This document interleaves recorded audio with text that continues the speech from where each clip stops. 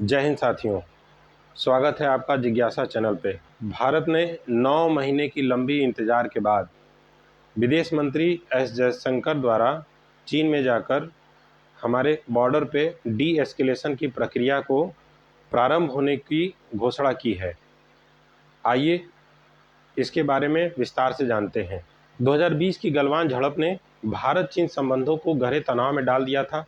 गलवान यानी line of actual control, LAC जिसको बोलते हैं, तो वहाँ पे भारत और चीन के बीच लगभग 3,488 किलोमीटर लंबी विवादित सीमा जो है, उसमें इस क्षेत्र में सैन्य तैनाती और गतिरोध ने दोनों देशों के बीच अविश्वास को बढ़ा दिया था।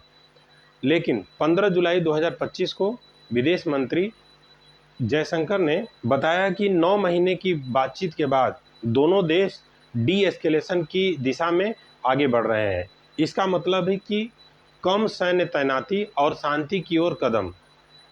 ये सिविल सर्विसेज के जो स्टेट PCS के एग्ज़ाम होते हैं उनके लिए बहुत महत्वपूर्ण है, क्योंकि ऐसे प्रश्न ज़्यादातर पूछने को मिलते हैं और ये सामान्य जानकारी के लिए भी आवश्यक है।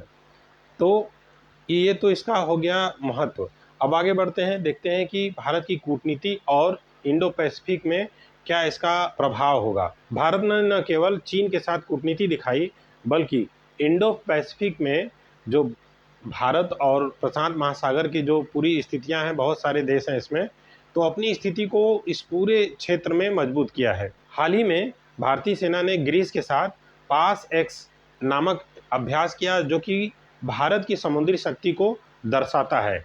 क्वाड के बारे में हम जानते होंगे, जिसमें प्रमुखतः भारत, अमेरिका, जापान और ऑस्ट्रेलिया 4 देश आते हैं। उसमें भारत की भूमिका जो है एक ईस्ट पॉलिसी के है। आपके लिए एक छोटा सा प्रश्न है, भारत की इंडो पैसिफिक जो रणनीति है, इसके वैश्विक प्रभाव का विश्लेषण कीजिए। अब आइए इसके अगले पार्ट में बढ़ते हैं, जो कि भविष्य की चुनौतियां और अवसर के बारे में हमको दिखाई देती हैं, जिसमें LAC पर शांति के बावजूद भारत चीन व्यापार $100 बिलियन से अधिक हो गया है, लेकिन तकनीकी निर्भरता और साइबर सुरक्षा जैसे मुद्दे चुनौतियां बनकर उभरे हैं। भारत को अपनी रक्षा और कूटनीति को और मजबूत करते हुए ग्लोबल साउथ की आवाज़ को स्वयं बनना होगा। तो अंत में हम निष्कर्ष पे आते हैं। तो साथियों, भारत और चीन के संबंध 2025 से कई नई दिशा में बढ़ रहे हैं, लेकिन चुनौतियां अभी बहुत सारी हैं, बाकी हैं। लेकिन आप इसके बारे में क्या सोचते हैं, कमेंट में ज़रूर बताएं। क्या आपको लगता है कि भारत और चीन के बीच लंबे समय तक जो शांति है वो कायम रह सकती है? हमारे चैनल को सब्सक्राइब करें और बेल आइकन को ज़रूर दबाएं।